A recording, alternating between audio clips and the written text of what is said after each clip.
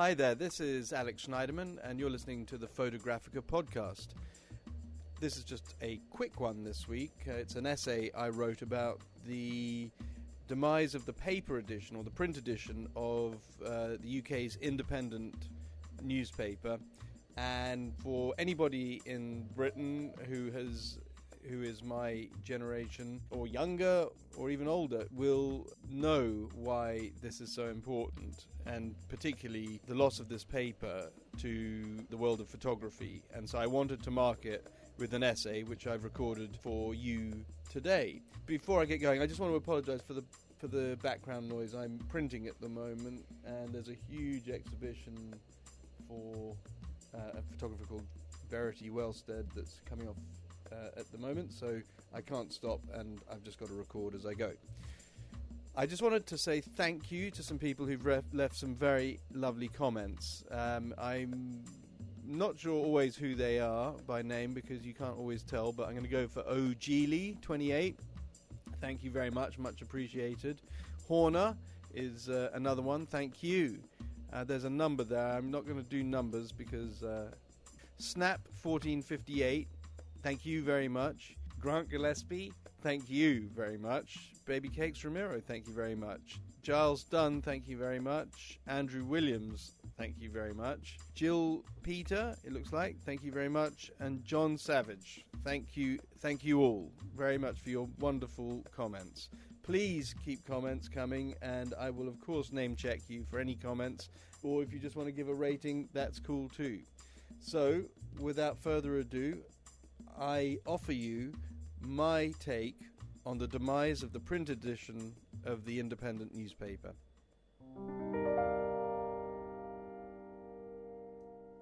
The first issue of the Independent in 1986 saw Andreas Whittam Smith, its editor, become a hero to photographers.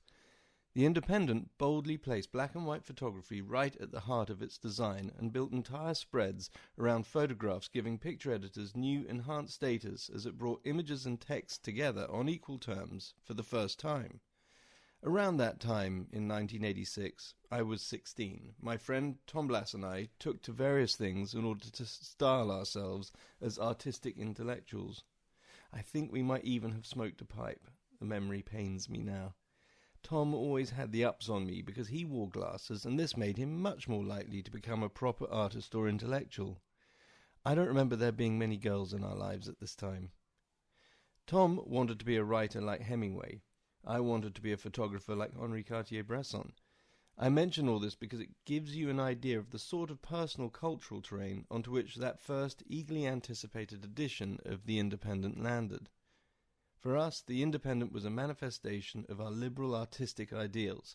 It was serious and beautiful, much as we would have wished ourselves to be. The advent of The Independent was to have repercussions for Tom and I right up to the present day.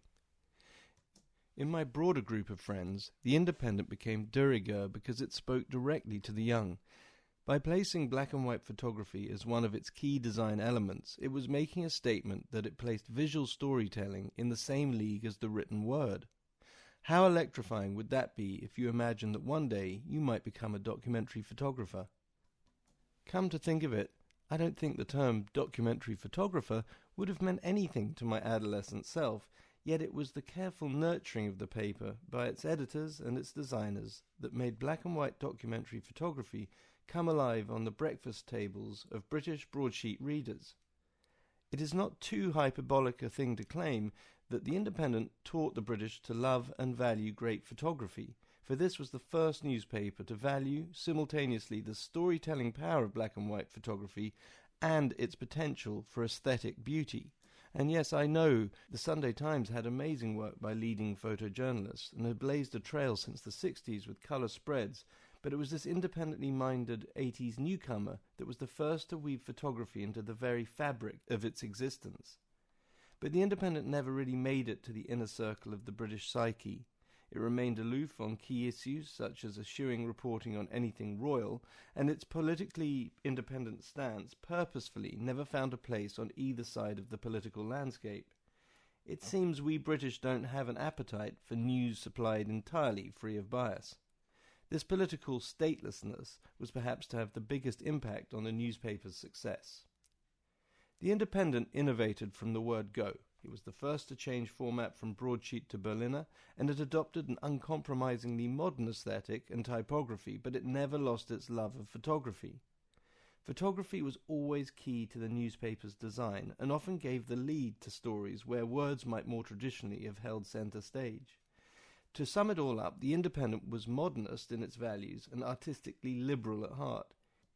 In an era dominated by the Sun and the Daily Mail, both staunchly conservative and vitriolic, the Independent calmly sailed along, placing the work of photographers at the heart of its journalistic output.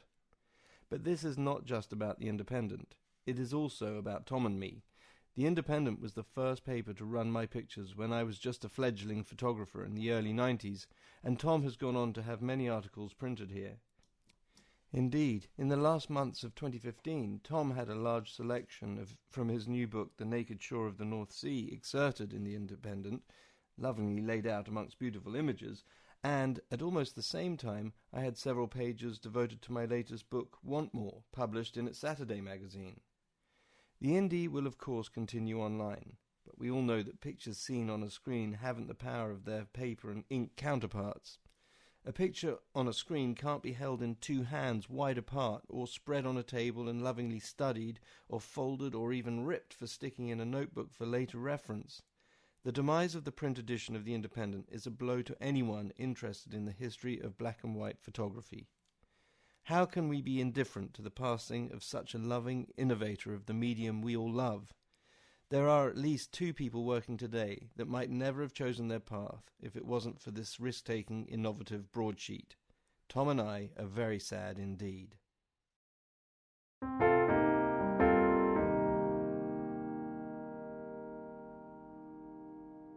Thanks for listening. I hope you enjoyed it.